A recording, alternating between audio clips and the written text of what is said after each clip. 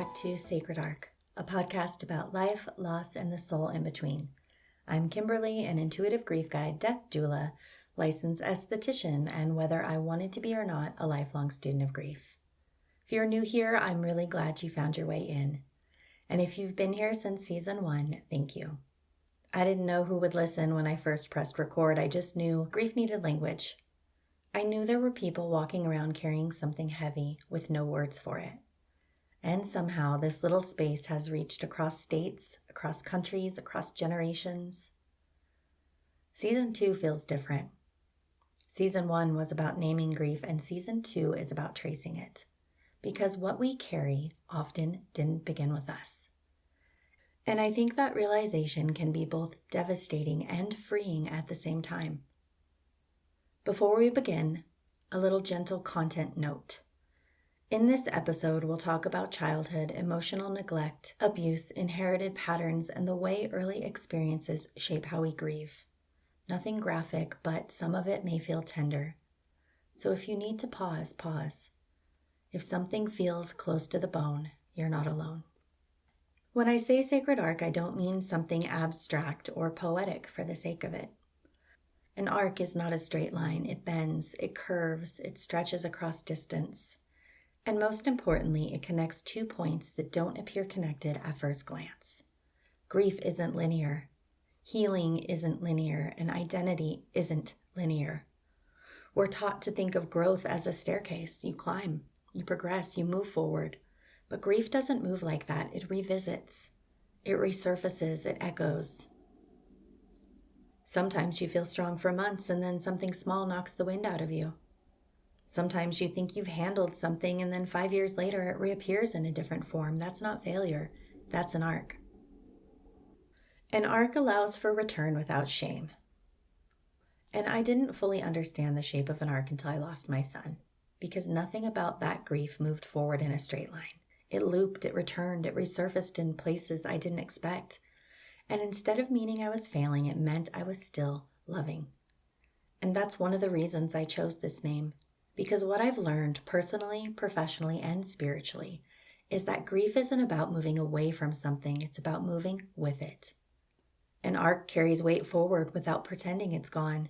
It acknowledges where you started, what you carried, and where you are now. And it honors that all 3 exist at the same time.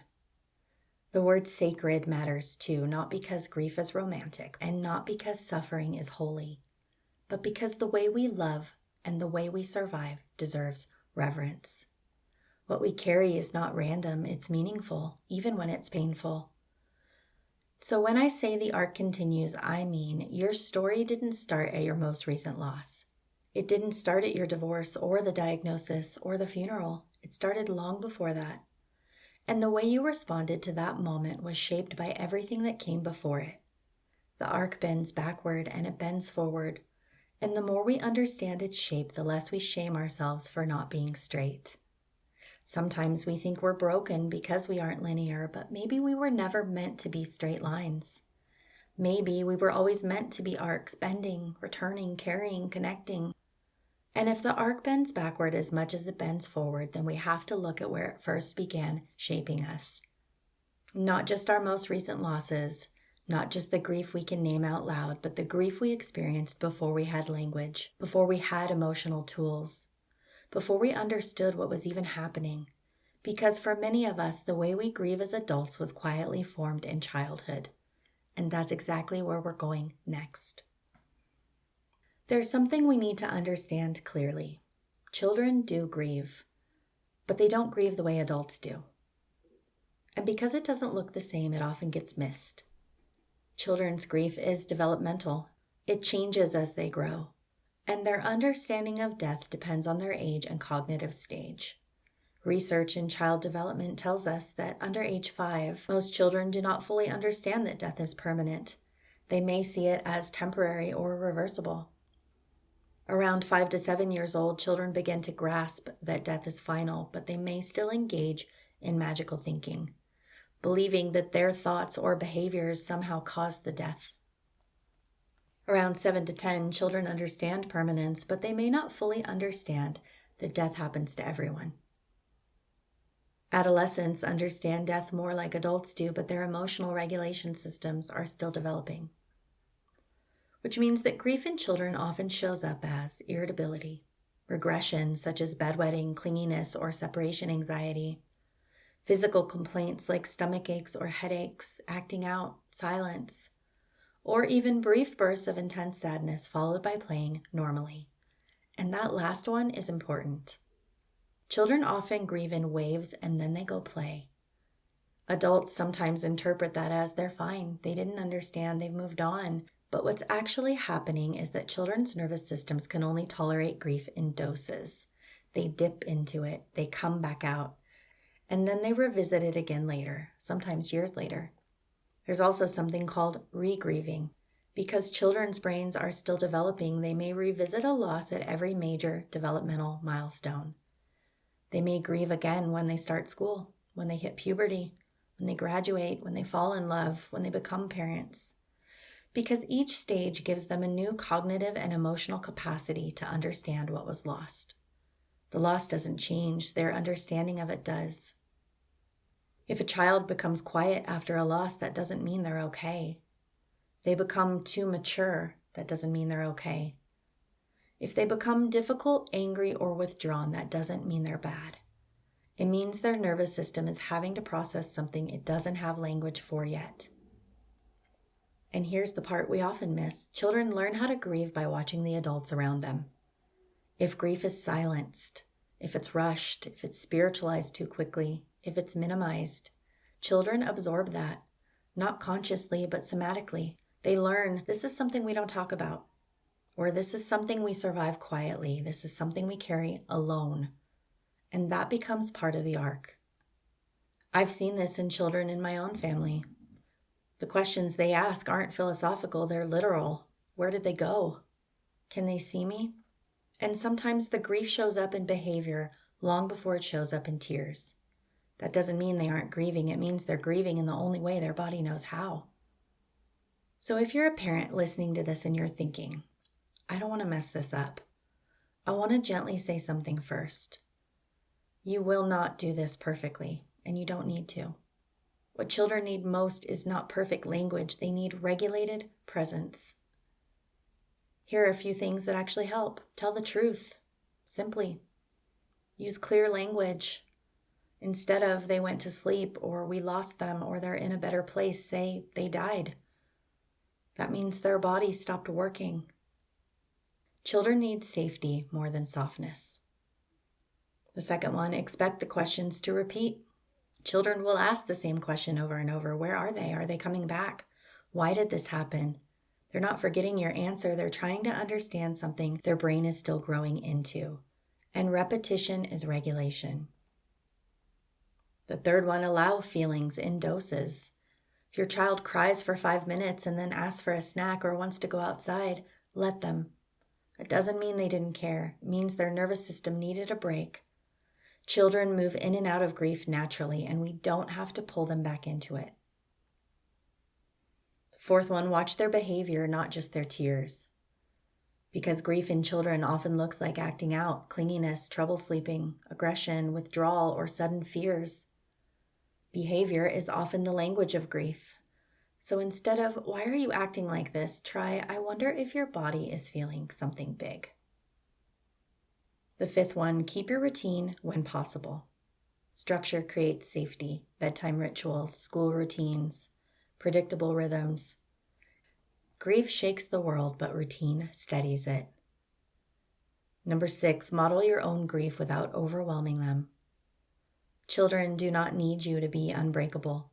They need to see that feelings are survivable. You can say, I feel sad today, I miss them too. And then show them that you can breathe through it.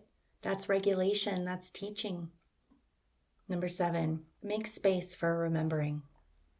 Let them talk about the person. Let them say their name. Let them draw pictures. Light a candle. Create small rituals. Children don't need to move on. They need to know they're allowed to carry love. And number 8, get support if needed. If a child's grief looks like persistent, severe anxiety, major personality change, self-harm talk, ongoing depression, or intense behavioral disruption that doesn't ease, That's not a parenting failure. That's a sign they may need extra support.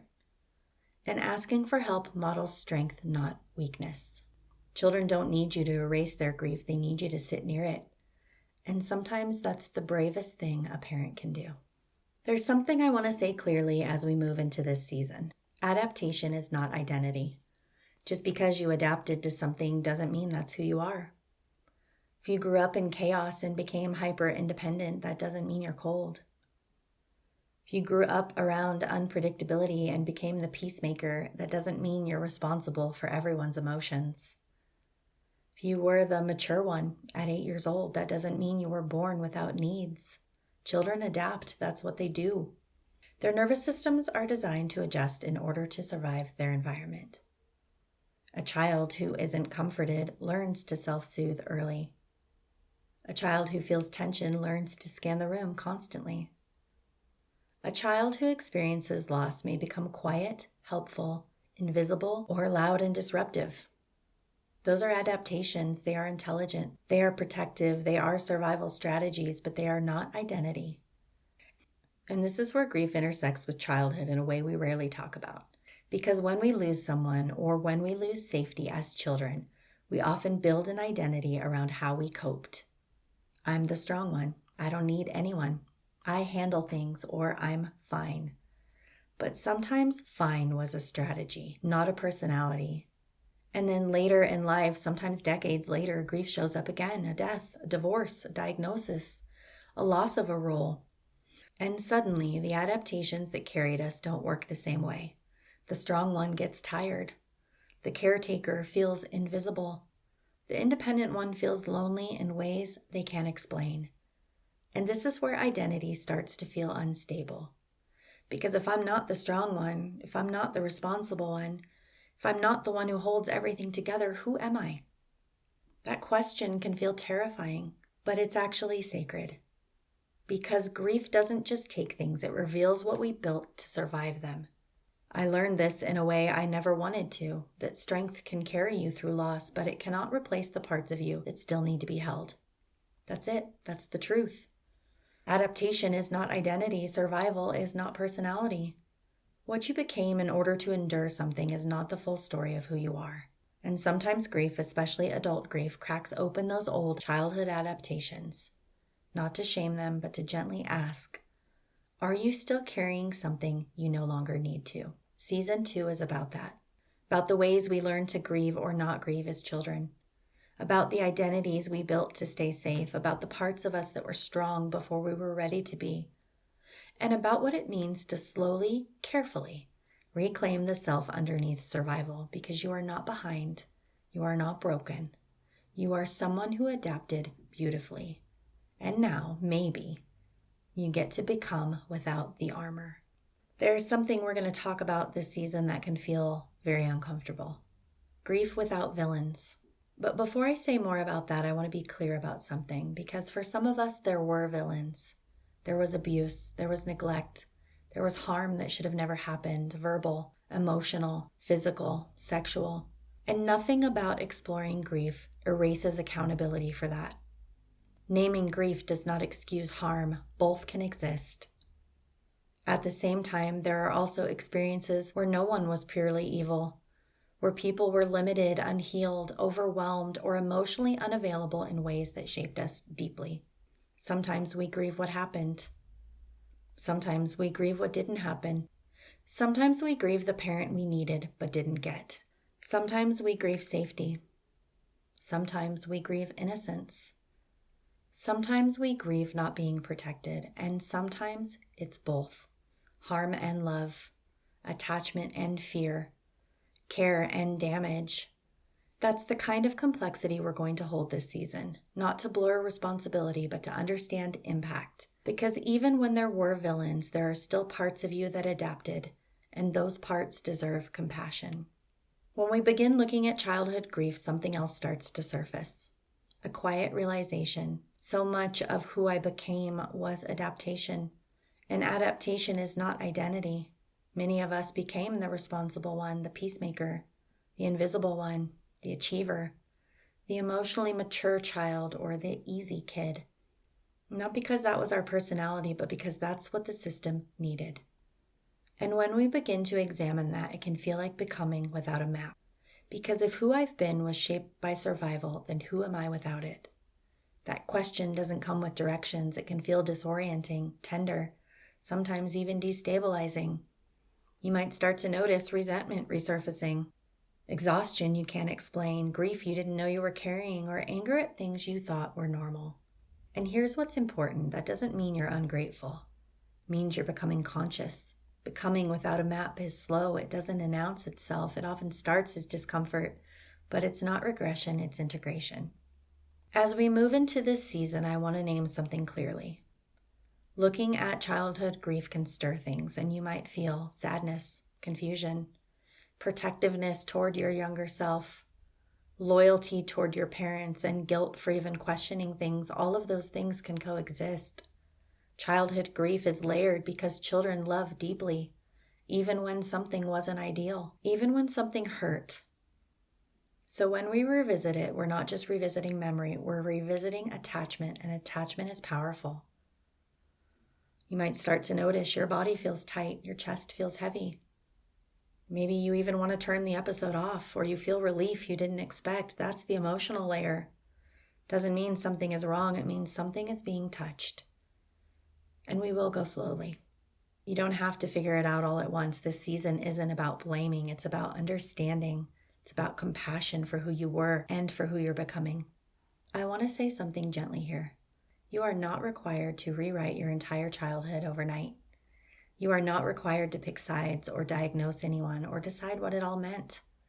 This season is not about blame. It's about awareness. It's about noticing the arc, not as a straight line, not as a neat redemption story, but as a curve. One that blends through childhood, through adaptation, through survival, and into becoming. What we carry didn't begin with us, like I said in the beginning, but what we do with it can. And that is power. Not loud power, not performative power. Quiet, steady power. Before we close today, I want to give you a small moment to land. If you're somewhere safe to do so, just let your shoulders drop a little bit. Take one slow breath in through your nose and a longer breath out through your mouth. Notice where your body is touching the chair, your seat, the floor, the bed. You are here. You are not 5 years old. You are not 8. You are not 14. You are here. And whatever came up today, curiosity, resistance, sadness, relief, it makes sense. Place one hand on your chest for a second and quietly say, I'm allowed to look at this slowly. Take one more breath in and a slow breath out. That's enough for today. This has been Sacred Arc. Thank you so much for listening, and I'll meet you again in the space between.